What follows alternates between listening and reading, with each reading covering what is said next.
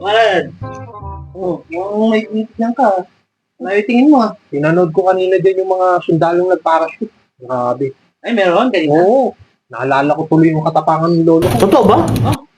Tapang pala yung lolo mo ah. Oo naman. Alam mo ba na dating skydiver yung lolo ko? Uy, ayos ah. Tumatalon yun ng 20,000 feet.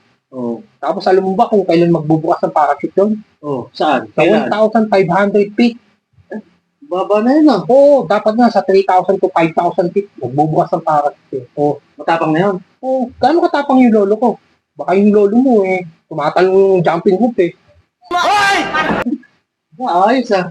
Siguro yung lolo mo nagpauso ng kabadingan nung araw, no? Ano naman po? Huwag kayo iiyak. Alam mo ba yung lolo ko? Oo.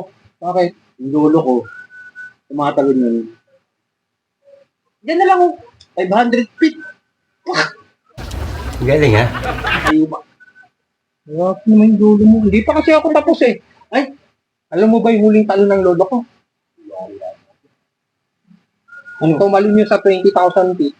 Walang dalang pakakit yun. Grabe ah. Wala talang parachute? Wala. Ang angas mo ah. Oh. Ay, hindi kaya ng lolo ko yun. Oo, mga talon yung matapang sinabing lolo mo. Matapang yung lolo mo, kamaro. Grabing lolo ko. Hindi kaya ng lolo ko, hindi niya gagawin yun.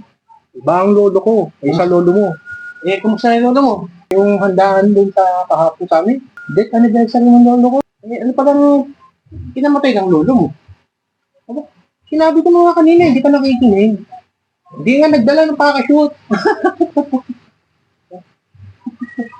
Baliw nga kayo. Siguro kayo nagpauso ng kabaliwan. Ano na to?